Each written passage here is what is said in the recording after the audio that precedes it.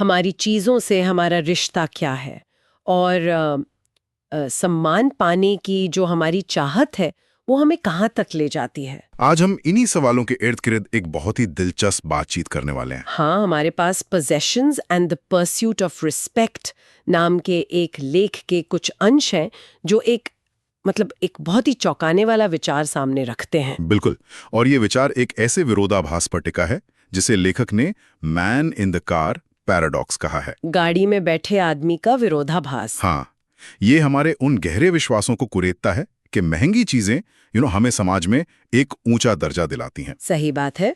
हम अक्सर यही सोचते हैं कि एक चमचमाती लग्जरी कार या एक बड़ा सा घर, ये सब दूसरों की नजरों में हमारा कद बढ़ाते हैं। पर क्या वाकई ऐसा होता है, या फिर हम सब एक बहुत बड़ी गलतफहमी का शिकार हैं? चलिए इसी गुत्थी को आज सुलझाने की कोशिश करते हैं। और इसकी शुरुआत होती है एक बहुत ही दिलचस्प कहानी से, एक वैले के अनुभव से। हाँ, एक वैले जिसका काम ही था दुनिया की सबसे शानदार गाड़ियों को पार्क करना। जरा सोचिए वो नजारा। एक आलीशान होटल का पोर्च, और वहां एक के बाद एक फरारी, लैम्बोर्गिनी, रोल्स रॉयस जैसी गाड़ियां आकर रुक रही हैं। उसके लिए रोज की बात थी, और वो बताता है कि उसका भी सपना था कि एक दिन उसके पास भी ऐसी ही कोई गाड़ी हो। उसे लगता था कि ऐसी गाड़ी चलाना दुनिया को एक सीधा और साफ संकेत देता है। और वो संकेत क्या है? कि आप कामयाब हैं, आपके पास पैसा है, आपकी पसंद लाजवाब है, और आप एक महत्वपूर्ण इंसान हैं। हाँ, बिना कुछ बोले अपनी हैसियत बताने का एक तरीका। बिल्कुल, एक तरह से ये गाड़ियां सिर्फ मेटल और इंजन नहीं है, बल्कि सम्मान का एक चलता फिरता विज्ञापन है। ठीक है, यही वो सोचता था। लेकिन यहीं पर एक बहुत अजीब बात होती है। लेखक, जो खुद उस वैले की जगह पर था, वो ये मानता है कि जब भी कोई इन बेहतरीन गाड़ियों को लेकर आता था तो उसकी नजर कभी ड्राइवर पर जाती ही नहीं थी। अच्छा, उसका सारा ध्यान, सारी प्रशंसा सिर्फ और सिर्फ उस गाड़ी के लिए होती थी। वो गाड़ी की डिजाइन, उसके इंजन की आवाज, इन सब की तारीफ करता था, पर उसे चलाने वाला इंसान जैसे जैसे अदृश्य हो जाता था। और यहीं से उस विरोधाभास की पहली परत खुलती है। ये थोड़ा अजीब है ना? बहुत अजीब है। एक इंसान वैसी ही गाड़ी इसलिए चाहता है ताकि लोग उसे देखें, उसे सम्मान दें, लेकिन जब वही इंसान दूसरों को उस स्थिति में देखता है तो वो भी ड्राइवर को नजरअंदाज करके सिर्फ गाड़ी को ही देख रहा है। वस्तु अपने मालिक पर इतनी हावी हो जाती है कि मालिक का वजूद ही धुंधला पड़ जाता है। तो इसका मतलब ये हुआ कि जब हम सड़क पर किसी को महंगी गाड़ी चलाते हुए देखते हैं तो हमारे दिमाग में पहली चीज ये नहीं आती कि वाह, ये ड्राइवर कितना कूल है। नहीं, बिल्कुल नहीं, बल्कि हमारे दिमाग में कुछ और ही चल रहा होता है। क्या? हम असल में उस ड्राइवर की जगह खुद को रखने लगते हैं। हम सोचते हैं, वाह, अगर ये गाड़ी मेरे पास होती तो लोग मुझे कितना कूल समझते। ओह अच्छा, तो सारा ध्यान घूम फिरकर हमारी अपनी इच्छाओं पर आ जाता है। एग्जैक्टली। उस ड्राइवर की सफलता हमारी अपनी सफलता का पैमाना बन जाता है। ये तो मानवीय मनोविज्ञान का एक बहुत ही गहरा पहलू है। हम सोचते हैं कि हमारी दौलत का प्रदर्शन दूसरों को हमारी प्रशंसा करने पर मजबूर करेगा, लेकिन असल में हम उन्हें अपनी दौलत के बारे में सपने देखने का एक और कारण दे रहे होते हैं। हम उन्हें अपने बारे में सोचने पर मजबूर करने के बजाय उनके अपने बारे में सोचने पर मजबूर कर रहे हैं। हाँ, और ये एक मनोवैज्ञानिक बायस से भी जुड़ा है जिसे स्पॉटलाइट इफेक्ट कहते हैं। Spotlight effect? हमें लगता है कि लोग हम पर उतना ही ध्यान दे रहे हैं जितना हम खुद पर देते हैं, पर असलियत में ऐसा नहीं होता। गाड़ी का मालिक सोचता है कि स्पॉटलाइट उस पर है, पर दर्शकों की नजर असल में सिर्फ गाड़ी पर होती है। बिल्कुल, उस पर नहीं। लेकिन यहाँ मैं एक सवाल पूछना चाहती हूँ, क्या हम इस बात को पूरी तरह से नकार सकते हैं कि उस ड्राइवर की कोई छवि नहीं बनती? भले ही हम उसे कूल ना कहें, पर हम अवचेतन रूप से ये तो मान ही लेते हैं कि वो अमीर या सफल है। और क्या ये अपने आप में सम्मान का एक रूप नहीं है जिसकी उसे तलाश थी? ये बहुत अच्छा सवाल है, और इसका जवाब हाँ और ना दोनों में है। अच्छा। हाँ, हम उस व्यक्ति को अमीर या सफल मान लेते हैं, लेकिन ये सम्मान उस व्यक्ति के चरित्र या व्यक्तित्व के लिए नहीं है। ये सिर्फ उसकी आर्थिक स्थिति का एक आकलन है। तो ये एक तरह का बाहरी वैलिडेशन हुआ। बिल्कुल, ये वैसा ही है जैसे हम किसी ऊंची इमारत को देखकर उसकी ऊंचाई की प्रशंसा करें, ना कि उसके आर्किटेक्ट की बुद्धिमत्ता की। सम्मान चीज को मिल रहा है। मतलब ये एक सतही सम्मान है। हाँ, जो उस चीज के हटते ही गायब हो जाता है। अगर वही इंसान कल बस में सफर करता दिखे तो क्या उसे वही सम्मान मिलेगा? शायद नहीं। जबकि सच्चा सम्मान जो किसी के चरित्र, दयालुता या बुद्धिमत्ता से मिलता है, वो परिस्थितियों पर निर्भर नहीं करता। और लेखक ने इस एहसास को इतनी गहराई से महसूस किया कि जब उसका बेटा पैदा हुआ तो उसने उसे एक पत्र में यही बात समझाई। हाँ, उस पत्र का जिक्र भी है। उसने लिखा, तुम्हें लग सकता है कि तुम्हें एक महंगी कार, एक फैंसी घड़ी और एक बड़ा घर चाहिए, पर मैं तुम्हें बता रहा हूँ, तुम्हें ये सब नहीं चाहिए।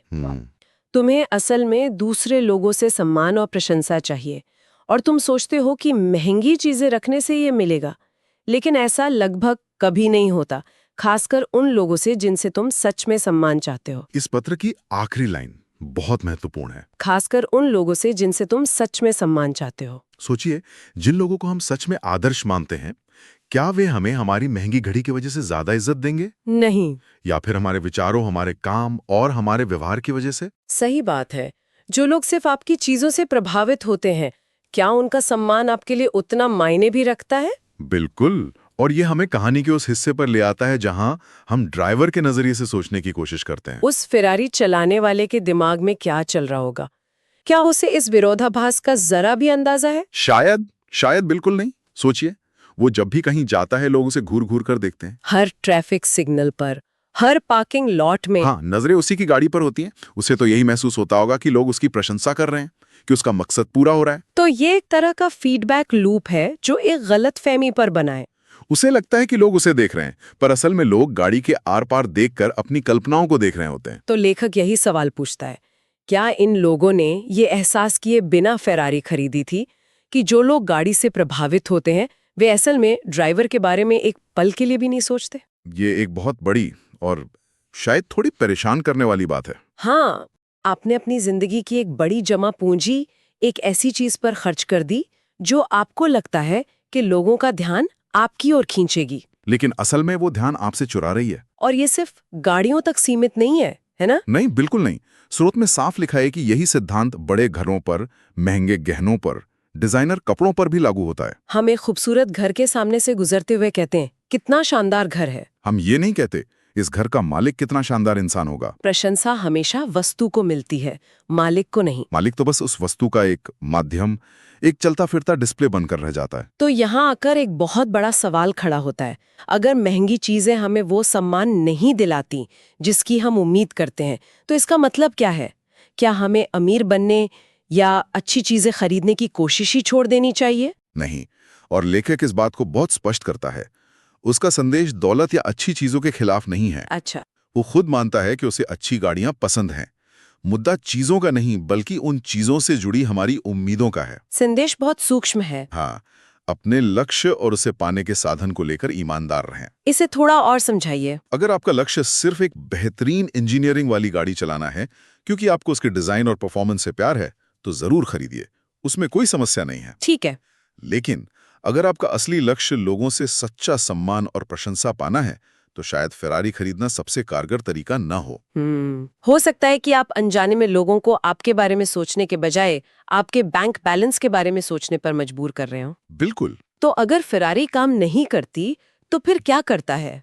सच्चा सम्मान पाने का रास्ता क्या है? यहीं पर लेखक अपनी सबसे गहरी बात कहता है, जो इस पूरी चर्चा का निचोड़ है। क्या? वो लिखता है, विनम्रता, दया और सहानुभूति आपको हॉर्स पावर से कहीं ज्यादा सम्मान दिलाएंगी। ये सुनने में तो बहुत अच्छा लगता है, पर ये काम कैसे करता है? हॉर्स पावर का असर तो तुरंत दिखता है। हाँ, लोग मुड़ मुड़ के देखते हैं। विनम्रता और दया का असर कैसे होता है? ये उस विरोधाभास को उलटकर काम करता है। जब आप किसी की फेरारी देखते हैं तो आप अपने बारे में सोचते हैं। हाँ। लेकिन जब आप किसी की सच्ची दयालुता का अनुभव करते हैं तो आप उस व्यक्ति के बारे में सोचते हैं। आपका ध्यान उस इंसान के चरित्र पर जाता है। वहाँ कोई विरोधाभास नहीं होता। कोई विरोधाभास नहीं। सम्मान सीधे उस व्यक्ति को मिलता है, उसकी किसी चीज को नहीं। इसका एक उदाहरण सोच सकते हैं। मान लीजिए आपके 2 मैनेजर हैं।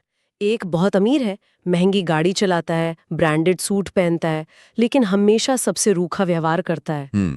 दूसरा मैनेजर साधारण है, पब्लिक ट्रांसपोर्ट से आता है, पर वो हर किसी का नाम याद रखता है, मुश्किल में उनकी मदद करता है और उनकी बात सुनता है। तो दिन के आखिर में आप किसका सम्मान करेंगे? जाहिर है दूसरे मैनेजर का। बिल्कुल। पहले मैनेजर से आप शायद डर सकते हैं या उसकी दौलत से प्रभावित हो सकते हैं, लेकिन सच्चा सम्मान और वफादारी वो दूसरे मैनेजर के लिए ही होगी। हॉर्स पावर आपको ध्यान खींचने में मदद कर सकता है, लेकिन सहानुभूति आपको रिश्ते बनाने में मदद करती है, और सच्चा सम्मान हमेशा रिश्तों की बुनियाद पर ही टिकता है। आप किसी की दयालुता को अपनी आकांक्षा का पैमाना नहीं बनाते। आप ये नहीं सोचते काश मैं भी इतना दयालु होती ताकि लोग मुझे पसंद करते। आप बस ये सोचते हैं ये एक अच्छा इंसान है। प्रशंसा सीधी और बिना किसी फिल्टर के उस व्यक्ति तक पहुंचती है। बिल्कुल। और ये सम्मान ज्यादा टिकाऊ होता है। गाड़ी पुरानी हो सकती है, घर छोटा पड़ सकता है, पैसा आ जा सकता है, लेकिन आपके व्यवहार से कमाया गया सम्मान आपकी पहचान का हिस्सा बन जाता है। ये एक ऐसी संपत्ति है जिसका मूल्य समय के साथ कम नहीं होता बल्कि बढ़ता है। सही कहा। तो आज की चर्चा का सार ये है कि हम अक्सर सम्मान की अपनी चाहत को पूरा करने के लिए गलत औजारों का इस्तेमाल कर लेते हैं। हम बाहरी चीजों में निवेश करते हैं जबकि असली निवेश अपने अंदर के गुणों पर होना चाहिए। हाँ, ये man in the car paradox हमें एक आईना दिखाता है। ये हमें याद दिलाता है कि जिन चीजों को हम दूसरों को प्रभावित करने के लिए खरीदते हैं वे अक्सर उन्हें सिर्फ अपने बारे में सोचने पर मजबूर कर देती हैं। प्रशंसा उस वस्तु को मिलती है, उसके मालिक को नहीं। लोग आपको नहीं देख रहे होते, वे आपकी चीजों के जरिए अपनी इच्छाओं को देख रहे होते हैं। यह एक विनम्र कर देने वाला विचार है। यह हमें अपनी प्रेरणाओं पर फिर से सोचने के लिए मजबूर करता है। और ये हमें उन तरीकों पर भी सोचने के लिए कहता है जिनसे हम दूसरों से जुड़ना चाहते हैं। शायद अपनी संपत्ति का प्रदर्शन करने के बजाय अपनी इंसानियत का प्रदर्शन करना कहीं ज्यादा प्रभावी है और ज्यादा सार्थक भी। इसी के साथ आज की चर्चा को हम एक सवाल पर खत्म करते हैं। अगली बार जब किसी महंगी चीज को खरीदने की बहुत तेज इच्छा हो तो एक पल रुककर सोचने लायक है कि हम सच में वो चीज चाहते हैं या हम उस सम्मान की चाहत रखते हैं जो हमें लगता है कि वो चीज हमें दिलाएगी। और फिर ये पूछना कि हम किस तरह का सम्मान चाहते हैं और किन लोगों से चाहते हैं। और क्या उसे पाने का कोई और बेहतर तरीका हो सकता है।